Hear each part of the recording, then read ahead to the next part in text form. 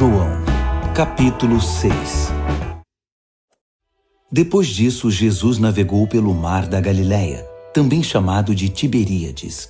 Uma imensa multidão o seguia, atraída pelos milagres que o tinham visto realizar entre os doentes.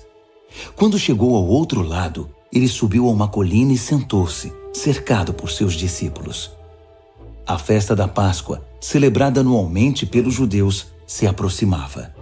Jesus percebeu que uma grande multidão estava se aproximando e comentou com Filipe: "Onde poderíamos comprar pão para alimentar toda essa gente?" Ele queria apenas testar a fé de Filipe, porque já sabia o que fazer. Filipe respondeu: 200 moedas de prata não seriam suficientes para que cada um ganhe apenas um pedaço de pão. Um dos discípulos, André, irmão de Simão Pedro, disse: "Há um menino aqui com 5 pedaços de pão e 2 peixes, mas para uma multidão como esta, isso é como uma gota num balde." Jesus disse: "Façam o povo se assentar." A grama verde formava um belo tapete natural, e eles se acomodaram ali, cerca de 5.000 pessoas. Então Jesus tomou o pão e, tendo dado graças, mandou que fosse distribuído. Em seguida fez o mesmo com os peixes. Todos comeram à vontade. Depois que o povo comeu até se fartar, ele disse aos discípulos: "Ajuntem as sobras para que nada seja desperdiçado." Eles obedeceram e encheram 12 cestos grandes com as sobras dos 5 pedaços de pão. O povo compreendeu que Deus estava agindo no meio deles. O que Jesus havia acabado de fazer era a prova. Eles disseram: "Este com certeza é o profeta de Deus aqui na Galileia." Jesus percebeu que no entusiasmo deles já cogitavam a ideia de fazê-lo rei. Por isso afastou-se dali e voltou para a montanha para ficar sozinho. Ao entardecer, os discípulos voltaram para o mar, entraram no barco e navegaram em direção a Cafarnaum. Já estava escuro e Jesus ainda não havia voltado. Um vento forte soprou e o mar ficou agitado. Eles estavam uns 5 quilômetros mar adentro quando viram Jesus caminhando sobre a água, bem perto do barco.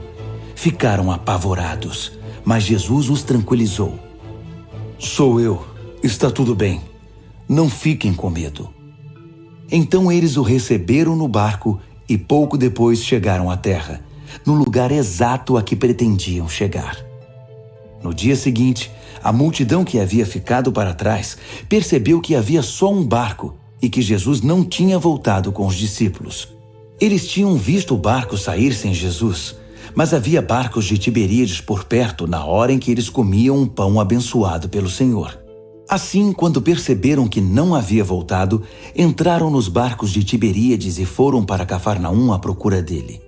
Quando o encontraram no outro lado do mar, disseram: "Rabi, quando o Senhor chegou aqui?"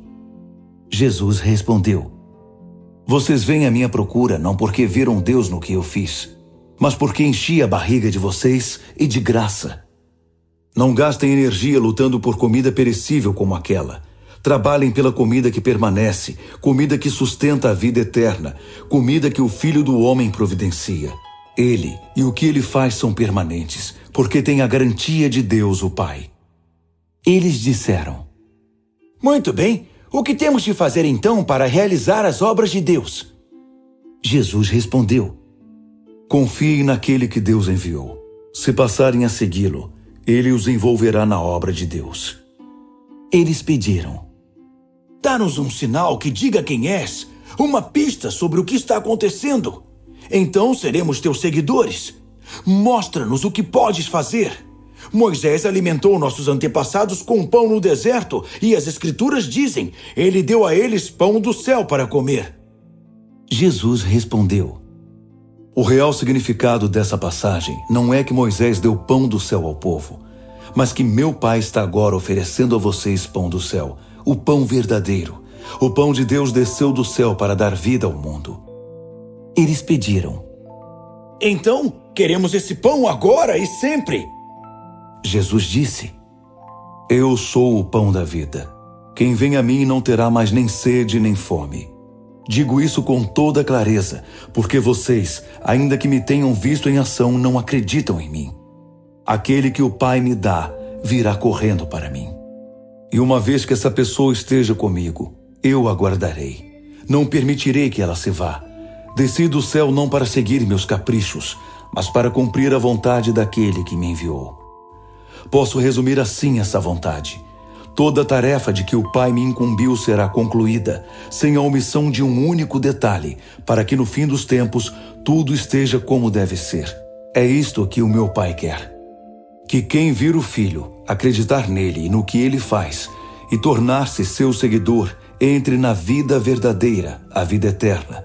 Minha tarefa é mantê-los vivos e intactos até o fim dos tempos. Pelo fato dele ter dito, sou o pão que desceu do céu, os judeus começaram a discutir com ele. Este não é o filho de José? Não conhecemos seu pai? Não conhecemos sua mãe? Como pode ele agora dizer, desci do céu, e esperar que alguém acredite nele? Jesus disse, não briguem por minha causa. Vocês não estão no comando, mas sim o Pai que me enviou. Ele traz a mim as pessoas. É o único modo de vir a mim.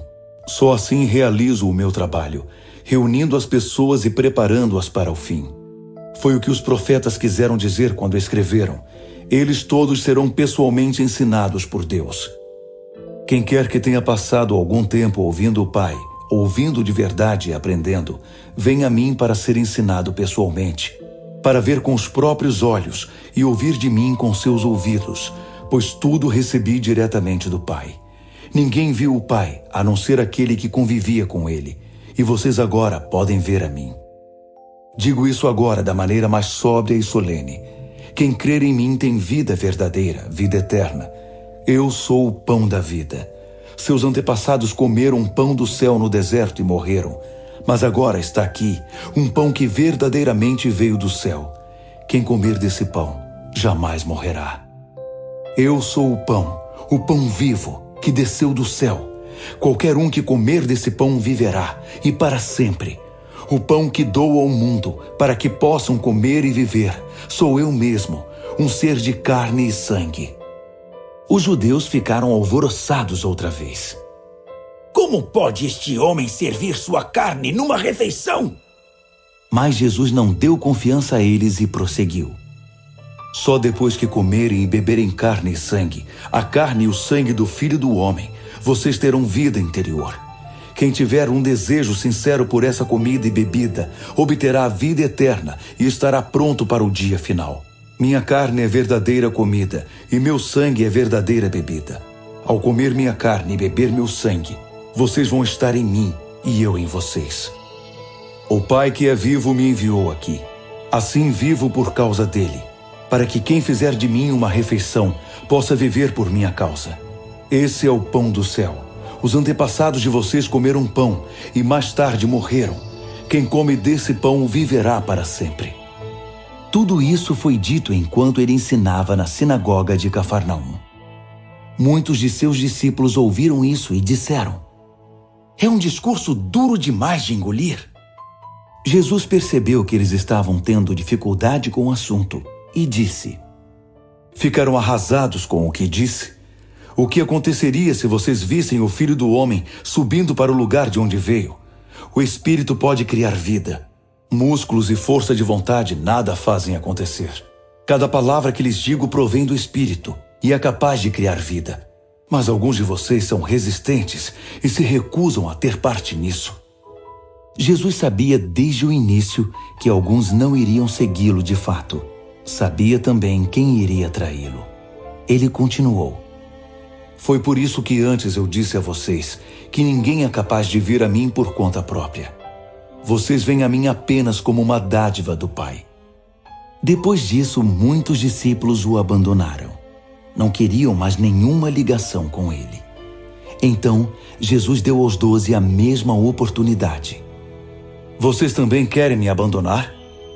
Pedro respondeu: Senhor, para onde iríamos? Só o Senhor tem as palavras de vida verdadeira, de vida eterna. Já decidimos segui-lo de fato e acreditamos que és o Santo de Deus. Jesus respondeu: Eu não escolhi vocês, os 12? Mesmo assim, um de vocês é um diabo. Ele se referia a Judas, filho de Simão Iscariotes. Esse homem, um dos 12, já estava se preparando para trair.